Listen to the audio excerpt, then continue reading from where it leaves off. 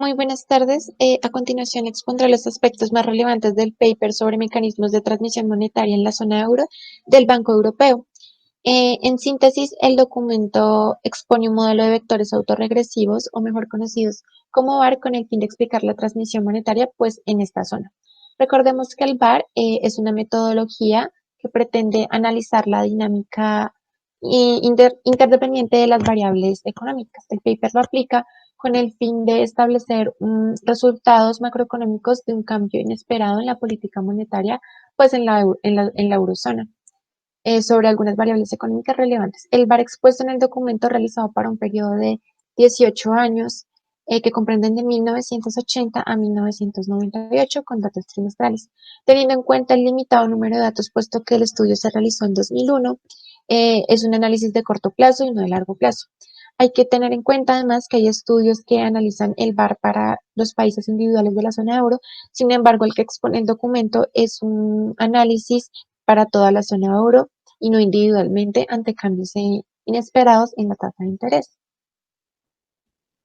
Ahora veremos los modelos pues planteados por el documento. Inicialmente está el modelo VAR para la eurozona, teniendo en cuenta que los datos fueron tomados de la base de datos de Area Wide Model. Para analizar los efectos de un choque de política monetaria en la zona euro, el documento plantea pues el siguiente modelo, que es esta primera ecuación que está en el centro, donde XT es un vector de variables extranjeras exógenas, las cuales son el índice mundial de precios de las materias primas, el PIB real de Estados Unidos y la tasa de interés nominal de Estados Unidos. Por otro lado, tenemos pues el vector YT, que es un vector de variables endógenas de la zona euro, donde YT minúscula representa el PIB real de la zona euro, PT el índice de precios al consumidor, ST es la tasa de interés nominal a corto plazo y XT es el tipo de cambio efectivo real de la zona euro para ese periodo de tiempo. Según el modelo planteado por los autores, las variables de la zona euro dependen de su propio comportamiento y por ende de sus rezagos, pero también dependen pues de variables exógenas. Adicionalmente, el documento también plantea el siguiente modelo, el cual es un modelo en el cual incluyen el agregado M3. Dado el papel importante de los agregados monetarios en las estrategias de política monetaria, los autores expresan que es útil incluirlo para identificar las innovaciones en cuanto a política monetaria. Los datos utilizados están expresados en logaritmos y ajustados estacionalmente, excepto las tasas de interés que están en sus niveles. El documento realiza un análisis comparativo del modelo 1 y 2 de la zona euro, es decir, el que tiene M3 y el que no tiene M3, junto con el modelo de Estados Unidos, el cual está pues representado por esta otra ecuación. Bueno, los autores expresan que los resultados son muy similares tanto para el modelo que no incluye M3 como para el modelo que sí lo incluye, y bastante similares a los de Estados Unidos, en donde la única diferencia realmente de los modelos, el de la zona euro y Estados Unidos, es que el de Estados Unidos no incluye pues variables exógenas. Los tres modelos se pueden observar gracias a sus gráficas de impulso-respuesta, donde se puede ver como un aumento temporal inesperado de la tasa de interés a corto plazo tiende a causar un efecto negativo sobre la producción, la cual alcanza un pico después de 3 a 5 trimestres y luego vuelve a su punto inicial. Los precios responden con mucha más lentitud, pero los efectos son mucho más persistentes.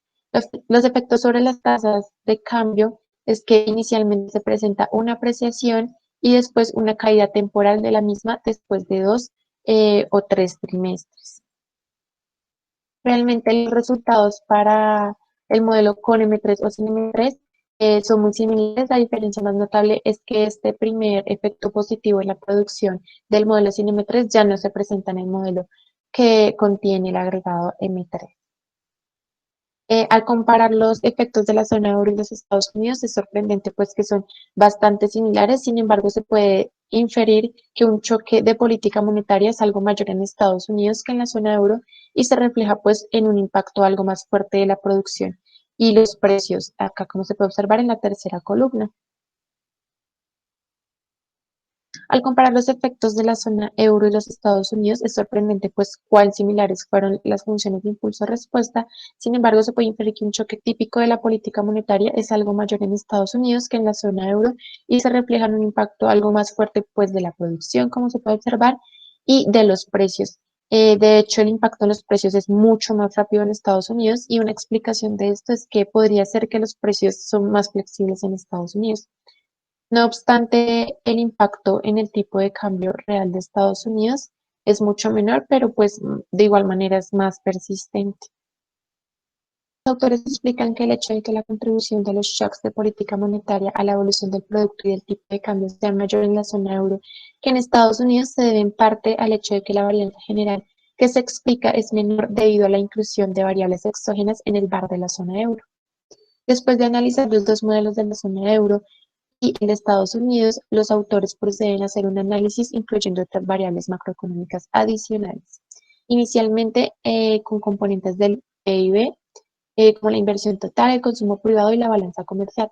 Lo que se observa en la gráfica de impulso-respuesta es que la respuesta de la inversión es similar a la respuesta del PIB real, sin embargo, el efecto es de magnitud mayor, aproximadamente unas 3 veces. Por el contrario, la respuesta al consumo es mucho más suave y lenta, pues comienza a caer después de 2 o 3 trimestres y alcanza su impacto mínimo después de 5 trimestres.